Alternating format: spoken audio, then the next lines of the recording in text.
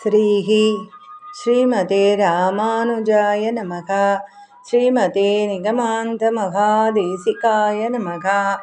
ஸ்ரீரங்க ராமானுஜ மகாதேசிகாய நமக. ஸ்ரீமத் பாகவதம் சதுர்த்த ஸ்கந்தம்.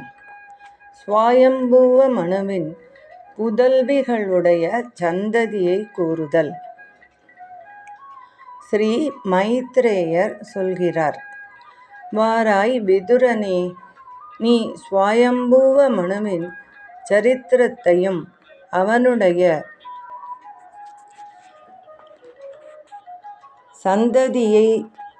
சந்ததியையும் பற்றி வினவினாய். அதில் ஸ்வயம்புவ மனுவின் சரித்திரத்தை மொழிந்து அவனுடைய சந்ததியை சொல்லுவதாக தொடங்கி முதலில் தேவகூதியின் விருத்தாந்தத்தை ஆரம்பித்து கபில சரித்திரம் வரையில் சொன்னேன். இனி மனுவின் சந்ததியை பற்றியே சொல்கிறேன், கேட்பாயாக. மனுவுக்கு சதரூபை என்பவள் பாரியை. அவனுக்கு அந்த சதரூபையினிடத்தில் ஆகூதி என்றும் தேவகூதி என்றும் பிரசூதி என்றும் பெயர் பெற்ற 3 பெண்கள் பிறந்தார்கள் என்று முன்னமே மொழிந்தேன். அம்மூவரில் தேவகூதியின் விருத்தாந்தத்தை உனக்கு விரிவாகச் சொன்னேன். அம்மனு மன்னவன் தனக்கு பிரியவ்ரதன் என்றும் உத்தான பாதன் என்றும் 2 புதல்வர்கள் இருப்பினும் இன்னும் புதல்வர்கள் வேண்டும் என்னும் விருப்பத்தினால் தன் புதல்வியாகிய ஆகூதியை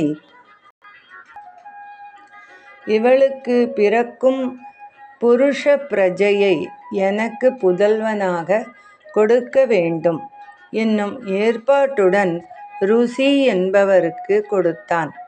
அதற்கு சதரூபையையும் அபிநந்தனம் செய்தாள். அவர் பிராமண சிரேஷ்டர். பிராமண வர்ணத்திற்கு ஏற்பட்ட தர்மங்களை எல்லாம் குறைவர அனுஷ்டித்து கொண்டு வருகையால் மிகுந்த பிரம்ம தேஜஸ் உடையவர், மகானுபாவர், பிரஜாபதிகளில் ஒருவர்.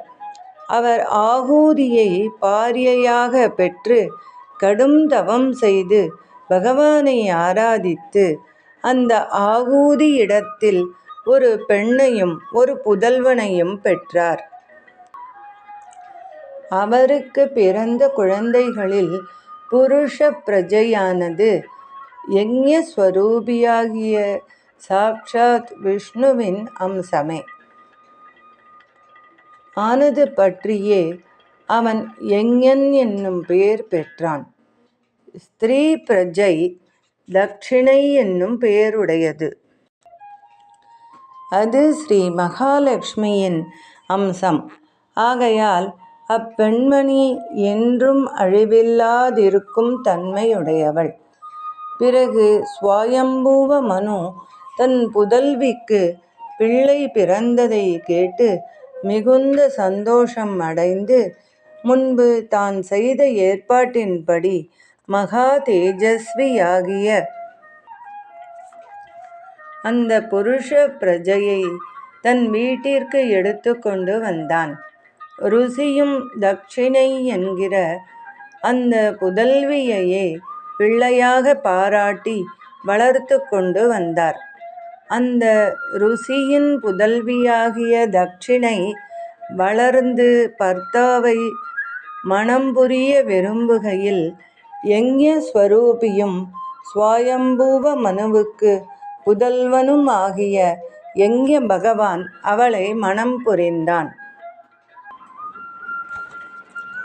அவர்கள் இருவரும் ஒரு தாய் வயிற்றில் பிறந்தவர் ஆகையால் உடன் தோன்றல்கள் ஆயினும் ஸ்ரீ மகாவிஷ்ணுவும் ஸ்ரீ மகாலட்சுமியுமே அங்கனம் பிறந்தார்கள். ஆகையால் அவர்கள் ஒருவரை ஒருவர் மணம் புரிவதில் விரோதமில்லை.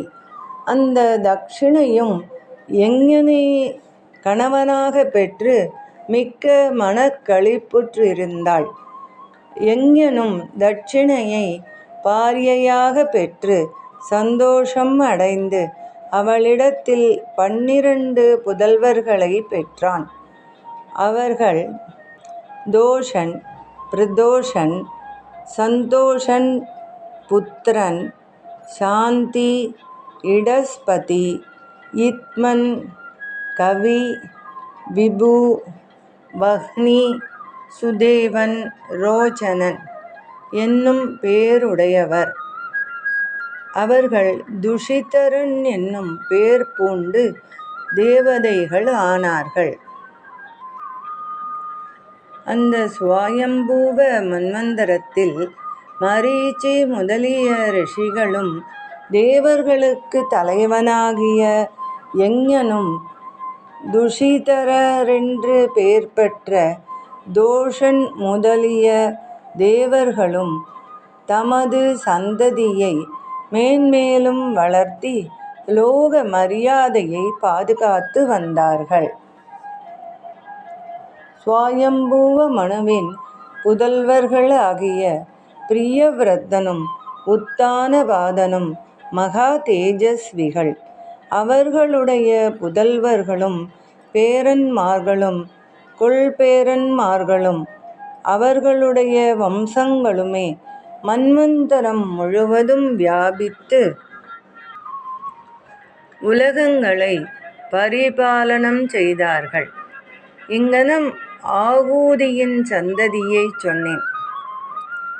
ஸ்வயம்புவ மனு தன் புதல்வியாகிய தேவகூதியை கர்த்தமருக்கு கொடுத்தான். அவளுடைய விருத்தாந்தத்தை பெரும்பாலும் கேட்டனை அல்லவா? இனி பிரசூதியின் விருத்தாந்தத்தை சொல்கிறேன், கேட்பாயாக. மகானுபாவனாகிய மனு பிரசூதி என்னும் புதல்வியை பிரம்மபுத்திரராகிய தக்ஷ பிரஜாபதிக்கு கொடுத்தான். அந்த பிரசூதியின் சந்ததியே பெரியதாகி வளர்ந்து 3 லோகங்களிலும் நிரம்பிற்று. கர்த்தமருக்கு தேவகூதியிடத்தில் கலை முதலிய பெண்கள் பிறந்தார்கள் என்றும் அவர்கள் மரீச்சி முதலிய பிரம்ம ரிஷிகளை மணம் புரிந்தார்கள் என்றும் முன்னமே மொழிந்தேன் அல்லவா? அந்த கர்த்தம புத்திரிகளின் சந்ததியை சொல்கிறேன், கேட்பாயாக. கர்த்தமருடைய புதல்வியாகிய கலை என்பவள் மரீச்சி மகரிஷியின் பத்னி. அவள் கஸ்யபன் என்னும் பூர்ணன் என்றும் 2 பிள்ளைகளை பெற்றாள். அவ்விருவருடைய வம்சங்களால் இந்த ஜகத் முழுவதும் நிறைந்ததாயிற்று. வாராய், நல் இயற்கையுடையவர்களில் சிறந்தவனே! அந்த மரீச்சியின் புதல்வர்களில் ஒருவனாகிய பூர்ணிமன், விரஜன், விஸ்வகன் என்று 2 பிள்ளைகளையும் தேவகுல்யை என்கிற ஒரு பெண்ணையும் பெற்றான். திரிவிக்ரம அவதார காலத்தில் ஸ்ரீ விஷ்ணுவின் பாதத்தை பிரம்மதேவன் விளக்கும் பொழுது பெருகின ஜலம் கங்கை என்னும் நதியாய் பாய்ந்ததல்லவா? அந்த கங்கா நதியே இந்த தேவகுல்யை என்பவள். மேலும் தொடரும். அடியேன் ராமானுஜதாசன். லோகா சமஸ்தா சுகினோ பவந்து, சர்வே ஜனா சுகினோ பவந்து. சர்வம் ஸ்ரீ கிருஷ்ணார்ப்பணமஸ்து.